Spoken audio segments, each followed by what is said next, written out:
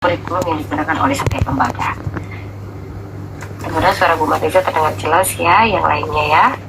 Baik, kita akan melihat pada implementasi kurikulum Merdeka untuk pemulihan pembelajaran yang dilakukan berdasarkan kebijakan-kebijakan.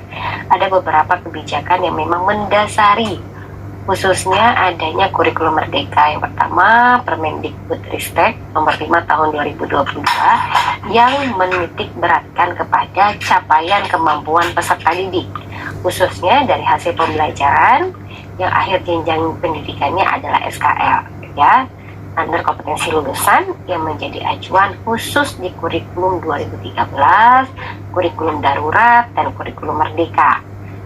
Selanjutnya, Permendikbudristek nomor 7 tahun 2022 yang menitik beratkan kepada muatan wajib sesuai dengan ketentuan peraturan perundang-undang, konsep keilmuan, jalur jenjang, jenis pendidikan, serta acuannya terdapat pada kurikulum 2013, kurikulum darurat, dan kurikulum Merdeka.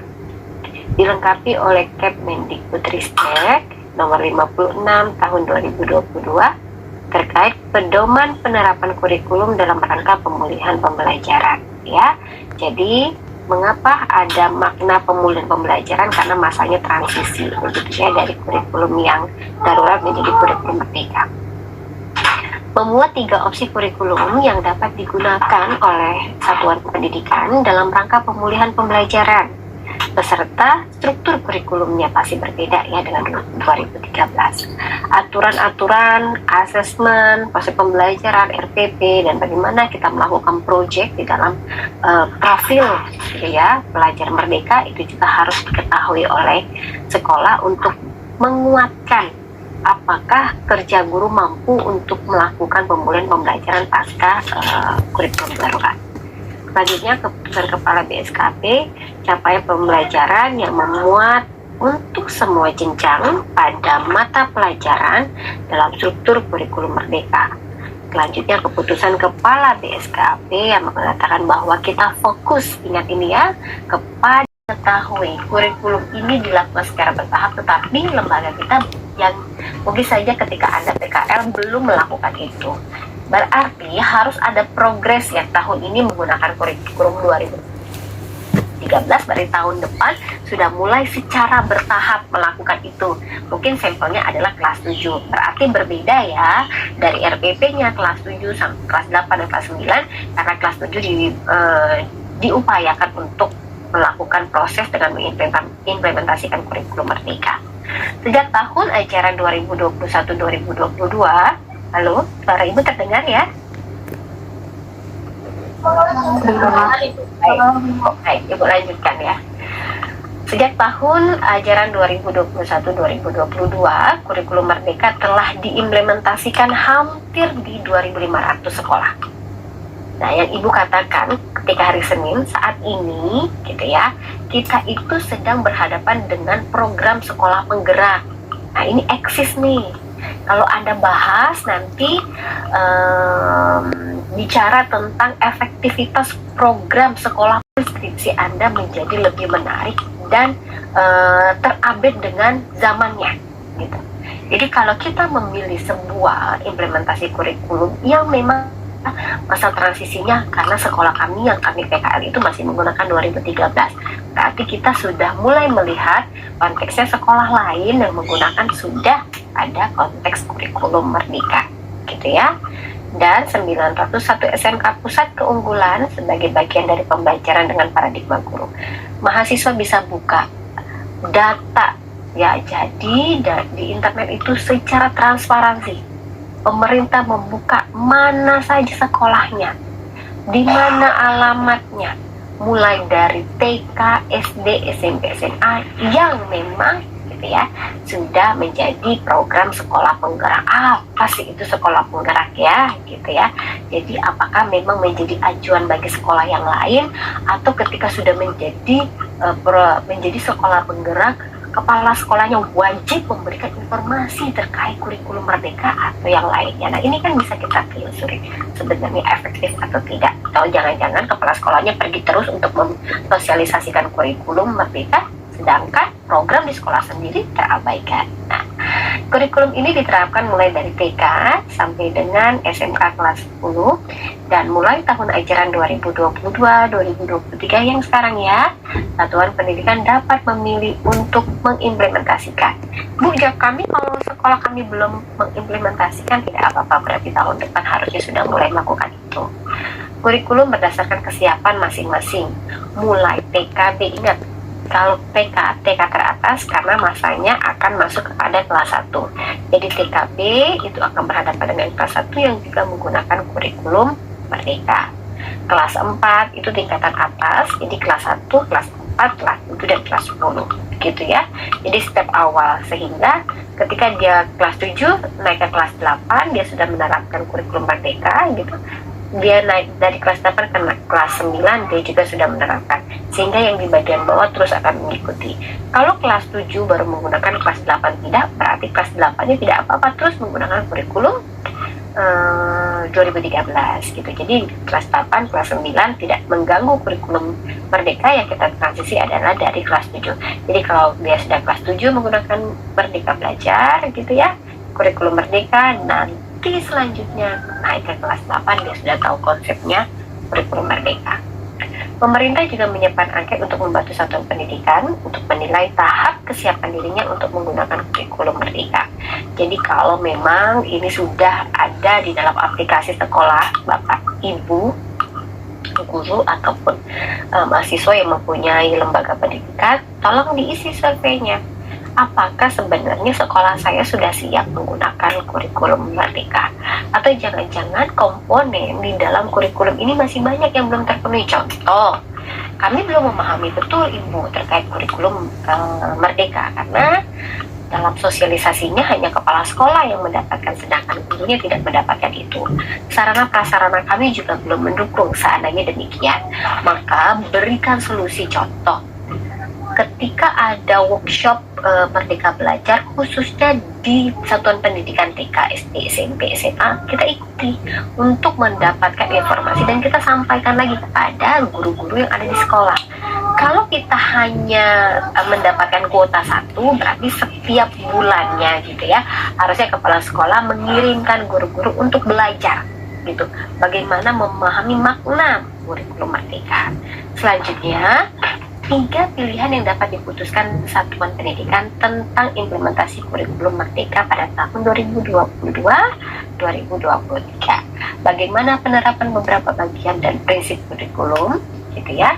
Sebenarnya tidak mengganti kurikulum Satuan Pendidikan yang sudah diterapkan. Menerapkan kurikulum Merdeka menggunakan perangkat ajar yang sudah disediakan. Menerapkan kurikulum Merdeka dengan menggarisbawahi ya, mengembangkan sendiri berbagai perangkat ajar. Sebenarnya sama saja ya, konteksnya kurikulum 2013 juga demikian, yaitu perangkat ajar yang sudah disediakan dan juga mengembangkan sendiri berbagai perangkat ajar. Jadi guru bukan hanya menyiapkan RPP, tetapi bagaimana mengembangkan perangkat ajarnya, modelnya, strateginya, taktiknya, tekniknya, dan sebagainya. Selanjutnya, kita akan berbicara keunggulan kurikulum Merdeka. Yang pertama adalah lebih sederhana. Oke ya, kita nanti akan bahas ya, benar nggak sih gitu. Jadi sebuah penelitian itu berbicara mengenai bahwa kurikulum Merdeka lebih sederhana dan mendalam. Fokus pada materi yang esensialnya akan memberikan pengembangan kompetensi peserta didik. Menuju kurikulum Merdeka akan memberikan efek yang positif, akan memberikan ruang kosong bagi kurikulum 2013 yang mungkin saja batanya harusnya 5, tapi batanya baru 3. Nah, kurikulum Merdeka inilah yang melengkapi bata 2 lagi sehingga menjadi kokoh. Jadi perubahan kurikulum itu bukan secara drastis diubah total, tetapi penyempurnaan. Jadi makna perubahan yang baru, kurikulum Merdeka adalah kurikulum yang menyempurnakan dari kurikulum 2013. Oke, sampai di sini ada pertanyaan? Ada pertanyaan dulu? Baik Ibu. Ini masih sama. Ya, kita lanjuti.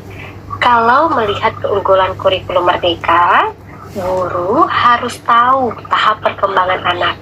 Jadi kalau belajar psikologi kan sudah lama ya, psikologi pendidikan itu kan di semester 3. Jangan dilupakan bahwa guru harus tahu tahapan, capaian, dan perkembangan peserta didik. Kalian juga belajar kan ya namanya psikologi perkembangan ya. Jadi jangan mengajarkan anak 1 bulan untuk belajar di jalan, tidak akan pernah bisa terjadi, mustahil. Begitulah sepertinya guru mengajarkan sesuai dengan tahapan dan capaiannya. Apa tujuan hari ini? Apa yang akan ditargetkan pada hari ini? Kalau dianggap pada hari ini bisa hanya 3 saja tujuan yang tercapai, jadi tidak usah buat tujuan terlalu banyak, gitu ya. Apalagi durasinya singkat. Maka harusnya mendesain sebuah program ataupun pembelajaran, khususnya di dalam RPP itu, kalau apalagi kita pembelajarannya PAE ya, yang pertama kan adalah kegiatan pembukaan, mulai dari doa sampai mengabsen. Mengabsen itu tidak perlu satu-satu kita absen, habis waktu kita hanya untuk melakukan absensi.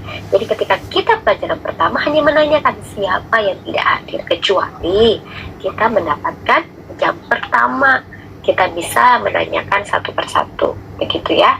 Tetapi kalau kita pelajaran terakhir sudah menetap bukan siapa yang tidak hadir, jadi sampaikan saja siapa nama peserta didik dan alasannya mengapa tidak hadir. Adik mau ini dibuka. Oke, selanjutnya sekolah memiliki wewenang untuk mengembangkan dan mengelola kurikulum, ya, digarisbawahi lagi sesuai dengan karakteristik siapa? Peserta didik, ya, bukan karakteristik alumninya, bukan karakteristik gurunya. Yang akan kita ajarkan adalah peserta didik kita dengan 1000 macam karakter. Tetapi ingat bahwa kita sedang tidak hanya melihat satu karakter, melainkan bagaimana karakter itu bisa menjadi tujuan akhir, gitu ya, tujuan akhir kita untuk menuju sebuah visi misi di dalam satu satuan pendidikan. Contoh, ketika kita menjadikan karakteristik ini unggul, gitu ya, dengan perekrutan peserta didik yang ketat. Contoh, kita punya target 3 juz dalam 3 tahun, andainya 1 tahun 1 juz, gitu. Berarti harus pangkalannya adalah kita menerima labelnya, gitu ya, apalagi anak grade-nya SMP, SMA, harus memiliki capaian hafalan terlebih dahulu, sehingga kita termonitor dengan baik. Kalau kita memiliki karakteristik peserta didik yang mayoritas bisa menghafal, itu akan mendongkrak, ya, mendongkrak nilai jual, gitu. Nilai jual sekolah kita untuk diminati oleh orang lain yang disampaikan melalui face to face, mulut ke mulut, ataupun informasi dari prestasi siswanya. Jadi kalau kita melihat bahwa maknanya sekolah untuk mengembangkan tersendiri tanpa melepas karakteristik siswa dan bagaimana tertuju kepada visi misi sekolah, itu menitik beratkan ketercapaian nilai jual, ya, keunggulan. Karena banyak sekali sekarang sekolah-sekolah Islam khususnya berlembar terpadu, begitu ya, memberikan, contoh lagi internasional, memberikan, gitu ya, promosi besar-besaran bahwa ada tahap awal kami ada buang sampah, ada tempatnya, ayo.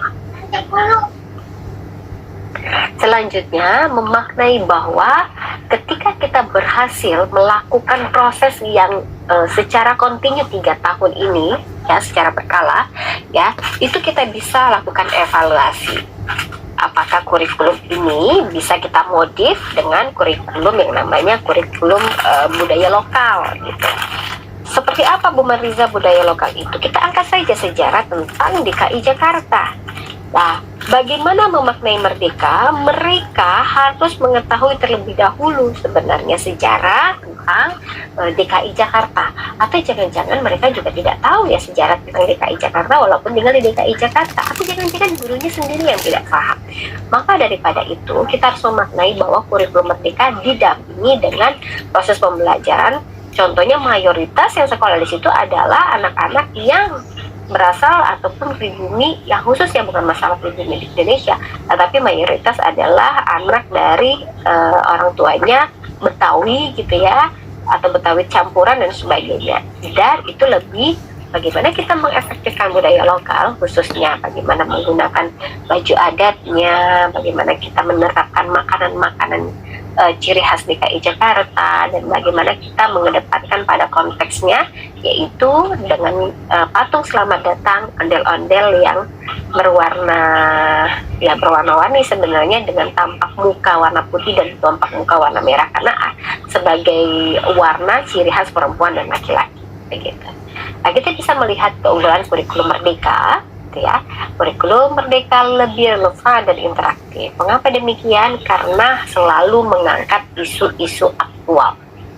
Nah, kalau kita gitu ya belajar PAI, kita kaitkan dengan tragedi bola banyaknya gitu ya. Bicara tentang kode dan kodar, kita kaitkan dengan peristiwa hari itu. Bagaimana isu lingkungan kita? Contoh, banyak yang membuang sampah dan masih terdapat banjir. Mengapa Jatiwaringin banjir? Apakah sudah ditutup semua selokannya, atau di dalam selokannya itu terdapat sampah-sampah yang kurang pedulinya masyarakat kita? Sebagai angkat isu, itu bukan berarti kita hanya menyelesaikan dalam konteksnya berbicara, tetapi memberikan efek bahwa ketika sekolah kita kebanjiran, yuk bersama-sama gotong royong membersihkan selokan yang ada di sekolah, merapikan lingkungan belajarnya, mulai dari kelas gitu ya, kaca lantai gitu, ataupun setidaknya gitu ya, tidak ada sampah di dalam kelas. Nah, ini memastikan bahwa menerapkan dari prinsip kebersihan itu adalah sebagian dari iman. Selanjutnya kita bisa melihat, mahasiswa sebenarnya bisa melakukan ini. Ada platform Merdeka Mengajar adalah yang memberikan edukasi yang menjadi teman penggerak untuk guru dan mewujudkan pelajar Pancasila, khususnya mengajar, belajar, dan berkarya. Ini silakan di-download saja ya, bisa lihat-lihat dulu sebenarnya apa saja yang menjadi video inspirasinya, asesmennya, dan perangkat ajarnya filosofi dalam Merdeka Belajar. Di sana juga terlihat kajian akademik. Di sini ada kurikulum untuk pemulihan pembelajaran dan video kurikulum Merdeka, serta sistem informasi kurikulum nasional. Ini bisa dilihat langsung dalam websitenya ya. Dalam kurikulum Merdeka diperkenalkan juga seluruh pemangku kepentingan yang melalui berbagai media, mulai dari buku saku kurikulum Merdeka, buku saku platform Merdeka Mengajar, serta risalah kebijakan dampak dan penyederhanaan kurikulum.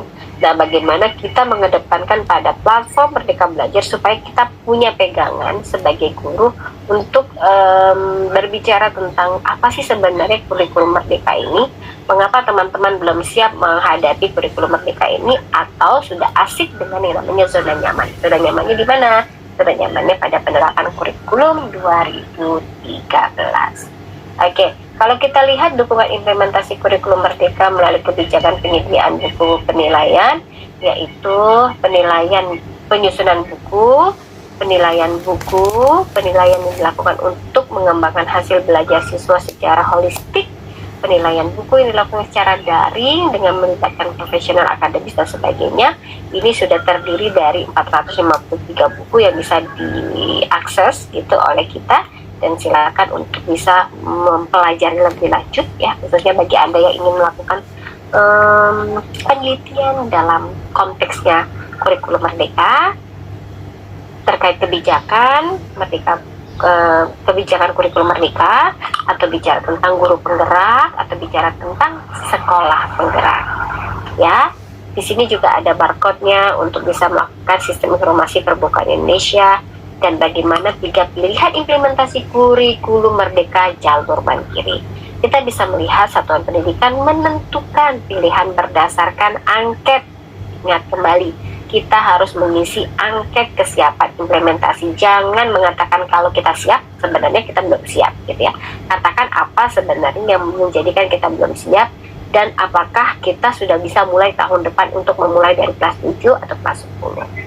Nah, kita bisa melihat juga angket kesiapan implementasi kurikulum Merdeka yang mengukur kesiapan guru dan tenaga kependidikan. Tidak ada pilihan yang paling benar, yang ada pilihan yang paling sesuai kesiapan satuan pendidikan. Karena bicaranya adalah kesiapan, tidak ada jawaban benar dan salah. Semakin sesuai, maka semakin efektif implementasi kurikulum merdeka. Yang pertama adalah di dalam kategori kesiapannya, apakah lembaga kita sudah masuk dalam mandiri berbagi. Nah, ini yang ditunggu-tunggu sebenarnya oleh lembaga. Karena pertama itu, ketika kita belum melakukan proses perubahan, lembaga kita masih dalam kategori mandiri belajar, ya, masih sendiri begitu, menerapkan beberapa bagian dan prinsip kurikulum merdeka tanpa, ingat, mengganti kurikulum satuan pendidikan yang sudah diterapkan. Tahapan kedua, ketika sudah masa kita bergerak sudah cukup, tetapi kita belum masuk dalam mandiri berbagi, apa saja yang harus kita lakukan? Menerapkan kurikulum merdeka dengan menggunakan perangkat ajar. Lihat ya, perangkat ajar yang sudah disediakan pada satuan pendidikan, mulai dari PAUD, kelas 1, kelas 4, kelas 7, dan kelas 10. Selanjutnya, pilihan terakhir, biasanya bangga sekali ini kalau sekolah sudah masuk dalam mandiri berbagi, tetapi ada komponen-komponennya, yaitu apakah guru sudah mengikuti workshop, apakah kepala sekolah dan sebagainya sudah mengikuti pada tahapan ini, sehingga sudah punya cara pandang untuk berbagi, ya, berbagi ilmu kepada orang lain, berbagi kepada temannya, bagaimana cara asesmennya, bagaimana RPP-nya tertuang, bagaimana proses pembelajaran dengan konteks pendekatan profil Pancasila. Menerapkan kurikulum merdeka yang mengembangkan sendiri, ya, mandiri berbagi, menerapkan kurikulum merdeka dengan mengembangkan sendiri berbagai perangkat ajar, ya, dicari kebebasan untuk mengembangkan sendiri berdasarkan konteks materi yang akan diajarkan kepada peserta didik. Kita mau menggunakan apa, tetapi intinya tujuannya itu.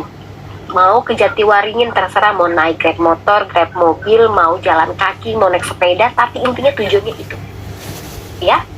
Tetapi kita juga berbagi, seandainya gitu orang lain, teman kita yang mungkin saja jalan kaki, kita mengendarai motor, kita membawanya untuk sampai pada tujuan. Ini sama seperti pilihan ketiga, yaitu mandiri berbagi, akan mendapatkan informasi, oh yang ini ternyata sekolahnya belum dibina untuk melakukan proses kurikulum merdeka. Sekolah kami sudah bisa menggunakan itu, guru-guru kami sudah mahir menerapkannya, dan gitu kami sudah masuk dalam pilihan ketiga, yaitu mandiri berbagi.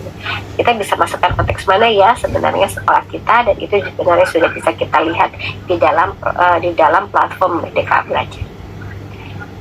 Di sini juga ada barcode terkait untuk platform Merdeka, serta mengambil peran untuk melakukan dan mensukseskan kurikulum. Karena mendaftarkan satuan pendidikan untuk menerapkan kurikulum itu harus sudah ada tautannya, khususnya Dinas Pendidikan untuk mendukung, dan mitra komunitas organisasi pendidikan juga harus melakukan berkontribusi dalam melakukan pengembangan, ya, penguatan bahan ajar yang khusus masuk dalam platform Merdeka Belajar. Oke, silakan, ada pertanyaan? SMK dan sebagainya.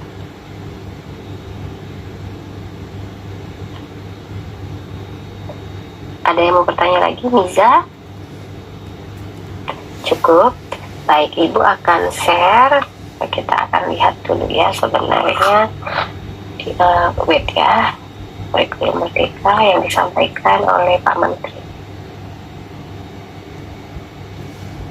masing-masing ya. Akselerasi, makna akselerasi untuk meningkatkan mutu pendidikan di dalam kurikulum Merdeka Belajar itu apa? Ya, tolong dibuat satu lembar saja, setengah lembar tulisan tangan, dikumpulkan ke PJ kelas PDF kan, kirim dalam bentuk PDF kembali ke WA grup kelas, ya, paling lambat jam 12 malam ini. Ya, Bu Madisa tidak minta banyak loh, setengah lembar tulisan tangan. Ibu pengen tahu apa yang Anda pahami tentang akselerasi mutu pendidikan, khususnya di Merdeka Belajar, di kurikulum Merdeka maksudnya. Oke, cukup ya. Silakan dibaca, silakan memahami, tapi tidak boleh copy paste. nanti ibu menemukan bahasa yang sama berarti copy paste dari internet, itu nilainya dikurangi ya. Jadi baca, dituangkan menurut persepsi Anda, dan pahami apa arti akselerasi itu. Oke, paham?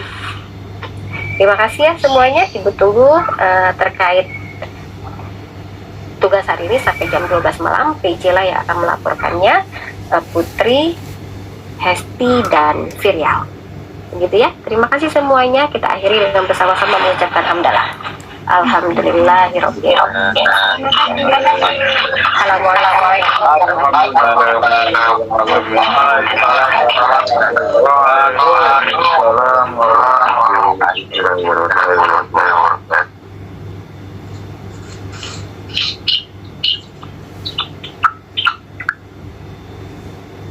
Sim.